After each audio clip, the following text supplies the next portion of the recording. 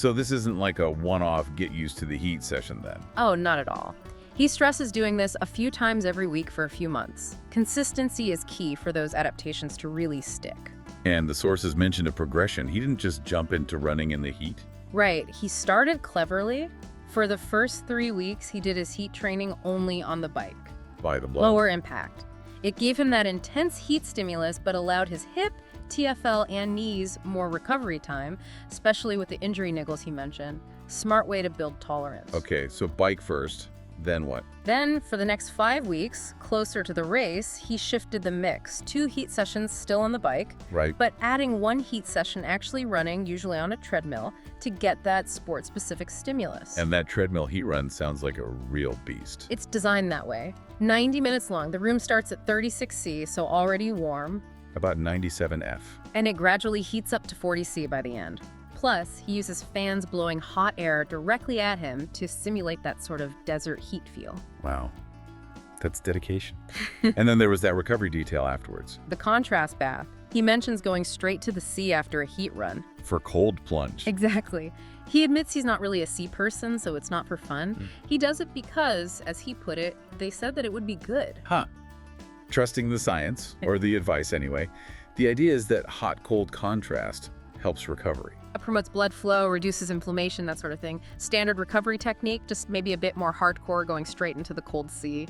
And he even shared some data points from one of these sessions, right? On the bike. He did, which really highlights the unique stress. He mentioned his core temp hitting 40°C. So fever temperature, basically. Pretty much. Drank over 1.5 liters of fluid in just over an hour. And here's the interesting bit. His power output on the bike was actually quite low. 100 watts pushing, 120 pulling, he said.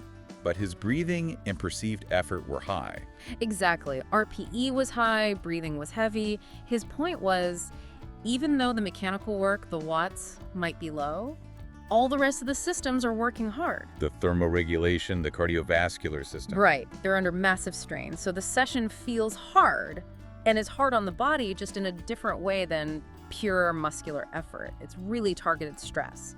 Speaking of managing the body, the sources also touched on a recent injury that shaped this training block. He talked about a hip issue that popped up, which then caused some TFL and knee pain.